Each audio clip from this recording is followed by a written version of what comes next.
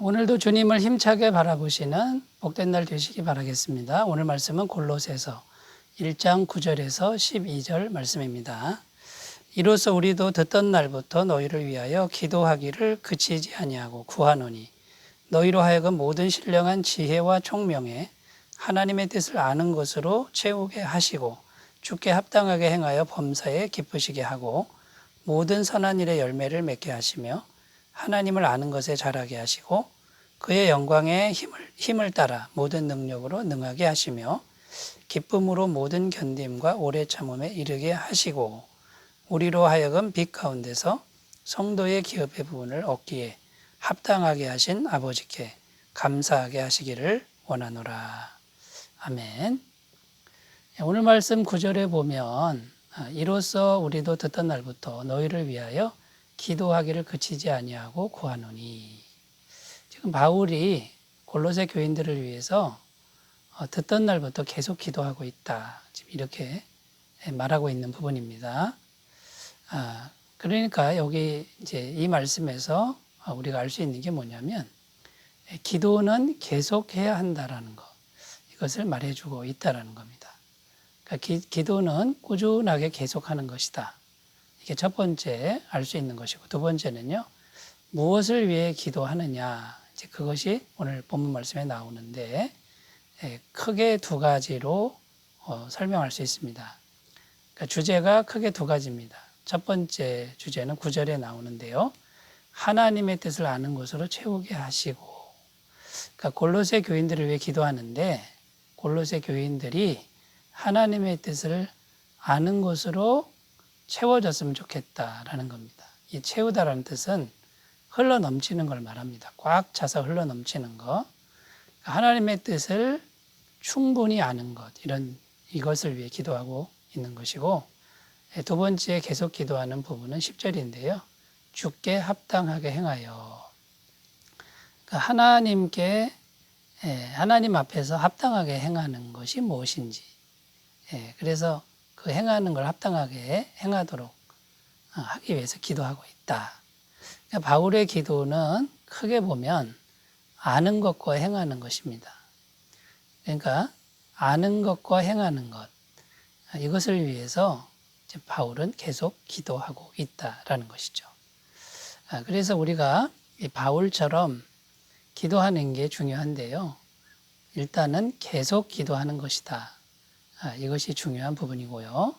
그 다음에 이제 우리가 한 세 가지 정도 살펴보려고 하는데, 그러면 계속 기도해야 될 내용들이 뭐냐, 이제 그것을 살펴보도록 하겠습니다. 첫 번째는 하나님의 뜻을 아는 것으로 채우기 위해 계속 기도해야 된다, 이제 이런 의미가 됩니다. 9절에 하나님의 뜻을 아는 것으로 채우게 하시고 이렇게 되어 있죠.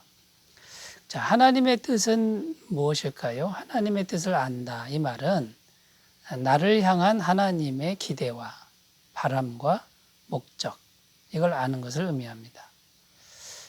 그런데 사람들이 많은데 그 사람들이 다 똑같은 인생을 살지는 않습니다. 사람마다 인생에 가는 길이 다 다르죠. 그런데 각 사람마다 하나님께서 이 땅에 있게 하신, 또 구원받게 하신 그 이유와 목적이 있다라는 겁니다. 하나님이 뭔가 기대가 있기 때문에 우리를 부르셨다라는 것이고 구원시켰다라는 거죠. 이것을 알아가는 것, 이것을 위해 기도해야 된다라는 겁니다. 자, 그런데 각자에게 주어진 과정은 다 다르지만 궁극적으로 하나님이 그 각자의 삶의 과정을 통해서 이루고자 하는 지점이 있는데, 그게 뭐냐면 예수 그리스도의 형상입니다. 하나님의 형상으로 온전히 회복하는 것이죠. 그런데 사람마다 가는 길이 다를 뿐입니다. 그것은 성격과 기질과 재능이 다르기 때문인 것이죠. 그러나 마지막 부분은 역시 하나님의 형상, 예수 그리스도의 형상으로 온전히 회복되는, 이것이 하나님의 뜻이라는 것이죠. 그런데 여러분, 이 하나님의 이런 뜻을 알려면 모든 신령한 지혜와 총명에, 이렇게 되어 있습니다.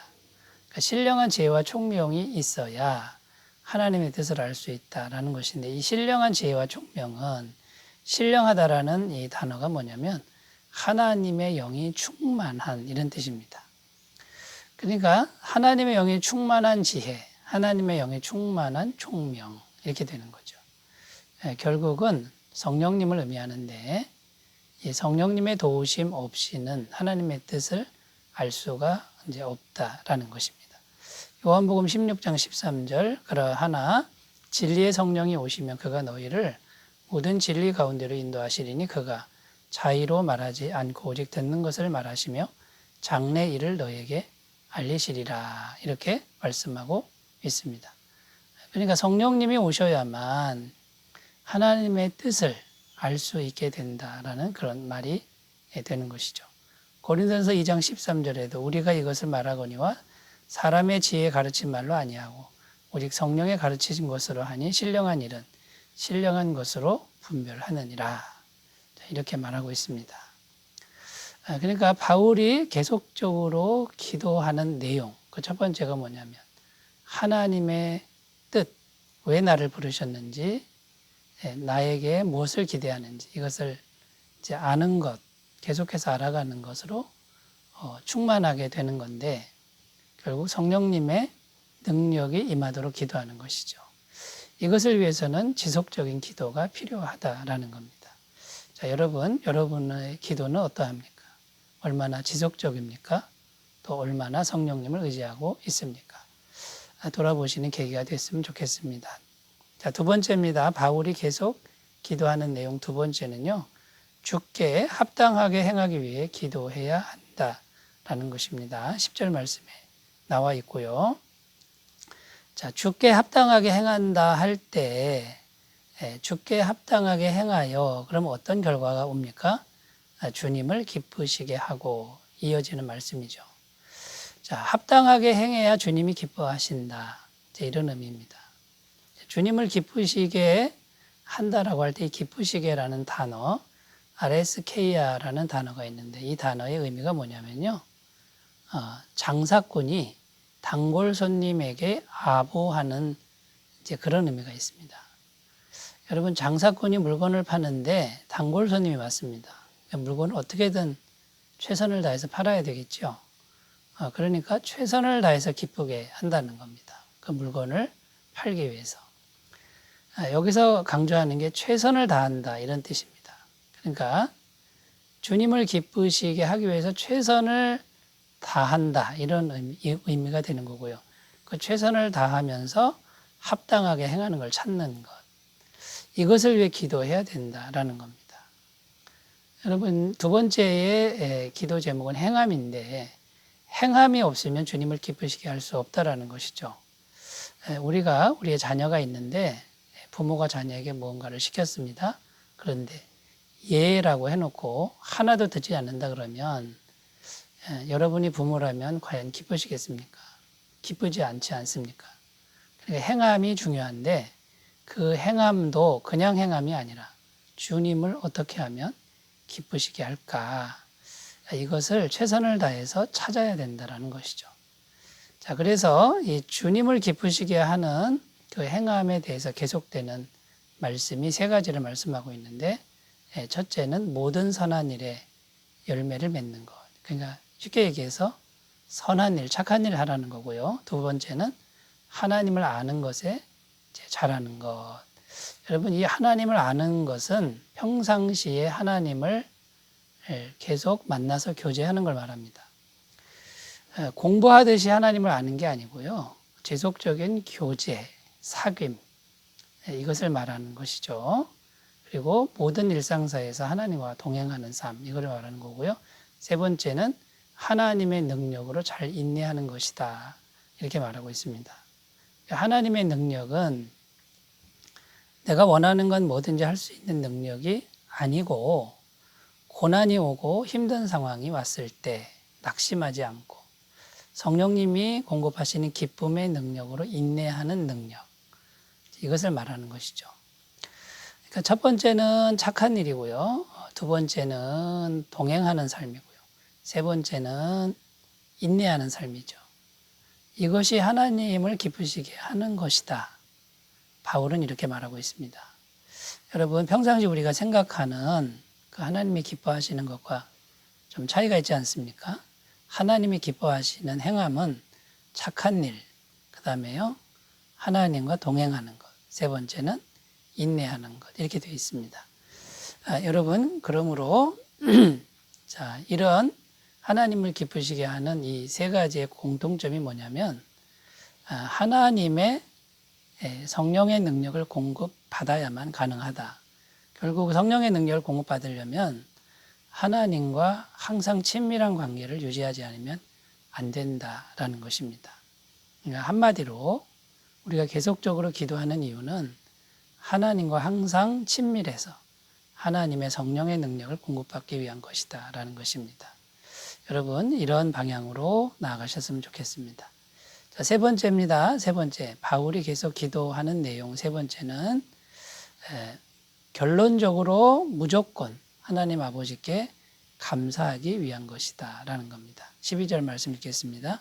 우리로 하여금 빛 가운데서 성도의 기업의 부분을 얻기에 합당하게 하신 아버지께 감사하게 하시기를 원하노라. 자, 계속적으로 기도하는 그 결론이 뭐냐? 아버지께 감사하는 것이다. 이렇게 말하고 있습니다. 여기 보면 아버지라고 이렇게 표현되어 있죠. 이 말은 무슨 말입니까? 우리가 하나님의 자녀가 된 것을 이제 의미하는 것이죠. 자, 구원받은 우리는 하나님의 자녀가 되었습니다. 하나님이 아버지가 된 것이죠. 그러니까 결국 계속적으로 기도하는 것은 이 은혜를 잊지 않는 겁니다. 이 은혜를 잊지 않고 항상 감사하는 그런 사람들이 되기 위하여 기도한다라는 것이죠. 여러분 구원받은 은혜는 영원히 빼앗기지 않습니다. 그리고 구원받은 은혜가 얼마나 큽니까? 우리는 전에 죄로 인해서 멸망받을 존재였다라는 거죠.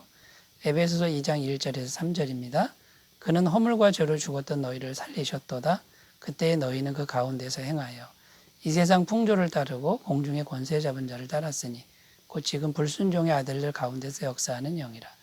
전에는 우리도 다 그 가운데서 우리 육체의 욕심을 따라 지내며 육체와 마음에 원하는 것을 하여 다른 이들과 같이 본질상 진노의 자녀이었더니. 전에는 우리가 본질상 진노의 자녀였는데 하나님께서 구원해 주셨다라는 것입니다. 자, 두 번째 무조건 감사해야 되는 이유는 우리에게 기업을 주셨다라는 겁니다. 다른 말로 천국의 상속자가 된 것이죠. 여러분 이 상속자는 영원히 빼앗기지 않는다라고 말씀하고 있습니다. 얼마나 감사합니까? 이것을 잊지 않기 위하여 계속적으로 기도해야 된다라는 것이죠.